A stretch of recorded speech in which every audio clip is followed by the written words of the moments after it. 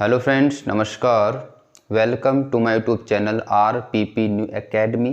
In this video, we will discuss about transformation of sentences negative to affirmative. इससे पहले क्या है, हम affirmative से negative बना रहे थे. affirmative से negative, अब हमें उसका अपोजिट करना है, उल्टा करना है, नेगेटिव टू अफर्मेटिव. तो पहले हम अफर्मेटिव से नेगेटिव बना रहे थे, अब क्या बनाएंगे, नेगेटिव से अफर्मेटिव. तो जो उपरोक्त नियम थे, जो भी हमने रूल डिस्कस किए थे, वो हम क्या करेंगे, उसका उल्टा कर देंगे, उसके उन नियमों को अपोजिट कर देंगे. देखिए, इसमें फर्स्ट सेंटेंस दिया हुआ है, ये क्लास नंबर 10 है, क्लास 10th नहीं है. यहाँ पे क्लास नंबर मतलब प्रैक्टिस नंबर 10. ठीक. She is not weak. अब ट्रांसफॉर्मेशन का मतलब होता है कि रूप तो जो सेंटेंस दिया है उसका स्ट्रक्चर तो चेंज हो जाए, उसका रूप तो चेंज हो जाए, लेकिन मीनिंग ना चेंज हो, दोनों की मीनिंग सेम रहे. तो सी इज नॉट वीक, कि वह कमजोर नहीं है. तो हम क्या करेंगे, वीक का हमें एंटोनिम लिखना होगा स्ट्रॉन्ग. क्या लिखेंगे हम, कि शी इज स्ट्रॉन्ग. अब दोनों की मीनिंग देखिए, हम कहेंगे सी इज नॉट वीक, वह कमजोर नहीं है, और हम कहें सी इज स्ट्रॉन्ग, वह मजबूत है. ठीक है, तो दोनों का अर्थ एक ही तो हो गया, कि वह कमजोर नहीं है, हम कहें नहीं वह मजबूत है, सी इज स्ट्रॉन्ग. ठीक, दोनों का अर्थ हो गया. ये नेगेटिव हो गया, और ये किस में बन गया हमारा, अफर्मेटिव में. No sooner did. अब नो सूनर डिड दिया हुआ है, she enter the hall then everyone stood up. तो उसमें हम क्या करते थे, जो नो सूनर डिड लिखा हुआ है उसको हम किस में बदल देंगे, एज सून एज में. किस में बदलेंगे हम, एज सून एज में. एज सून एज लिखने के बाद में नो सूनर डिड को हमने बदल दिया एज सून एज में. अब जो सेंटेंस लिखा है पहला वाला, ठीक है, ये देन से जुड़ा हुआ है.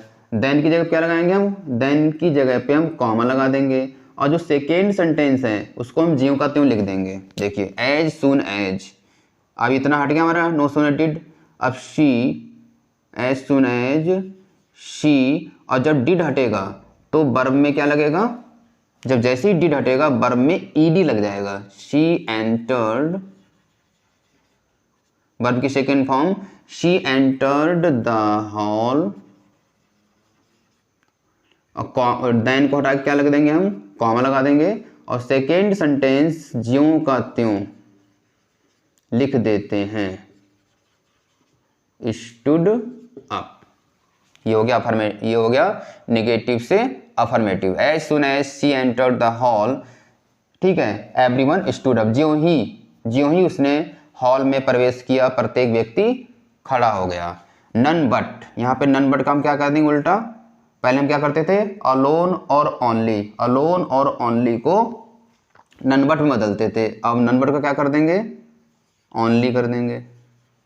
ओनली मोहन, तो नन बट को हमने किसमें बदला, ओनली में. ओनली मोहन. और बाकी जो सेंटेंस बचा हुआ रहेगा उसको हमें ऐसे ही लिख देना है, फर्स्ट क्लास मार्क्स. ठीक है, तो only Mohan got first class marks. Next है, he does not fail to. आ गया, ये कहाँ लगाते थे हम, डज नॉट. जहाँ पे डज लगा हुआ है इसका मतलब वर्ब में हमें एस लगा देना है. तो he does not fail to help his father, वह अपने पिता की सहायता करने में असफल नहीं हुआ. मतलब फिर हम क्या कर देंगे भाई, वह अपने पिता की सहायता करने में असफल नहीं हुआ. इसका मतलब अब हम क्या बनाएंगे, कि वह अपने पिता की सहायता करने में सफल हुआ, मतलब उसने अपने पिता की सहायता की. तो क्या हो जाएगा, ही, और डज नॉट फेल टू हट जाएगा, ही हेल्प, HELPED. हमें क्या सेकेंड फॉर्म लिख देनी, ही हेल्प्ड हिज फादर. ठीक है, तो ही हेल्प्ड हिज फादर, उसने अपने पिता की सहायता की, वह अपने पिता की सहायता करने में असफल नहीं हुआ. तो दोनों का मीनिंग सेम है, बस उसका फॉर्मेट चेंज हो गया है. Do not do this. तो डू नॉट, हमें डू नॉट किसे बदलना है, चलिए यही बता देता हूँ मैं। डू नॉट को हम बदल देंगे रिफ्रेन फ्रॉम में। किस में बदलेंगे? Refrain, REFRAIN, refrain from. Do not को हटा देंगे हम रिफ्रेन फ्रॉम। रिफ्रेन फ्रॉम, चलिए इसका हम फॉर्मूला बना देते हैं। देखिए refrain, FRAIN, refrain from plus V1 plus ING plus object. ये हमारा फार्मूला हो गया इसका डू नॉट वाले का।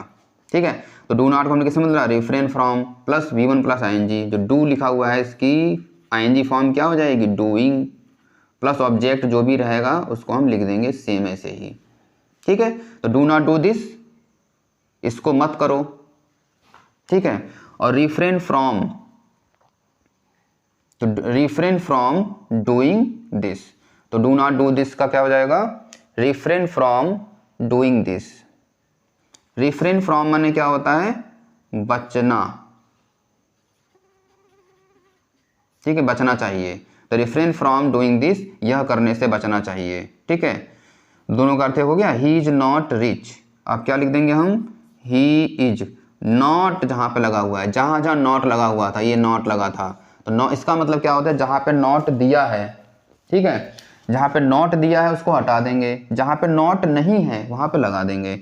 यहाँ पे नॉट हटा देंगे हम, तो ही इज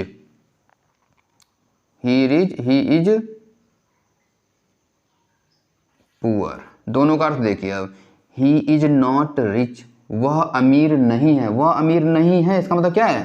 गरीब है, तो ही इज पुअर। नेक्स्ट है he is not a good boy, वह एक अच्छा लड़का नहीं है। वह एक अच्छा लड़का नहीं है इसका मतलब क्या हुआ? वह एक बुरा लड़का है।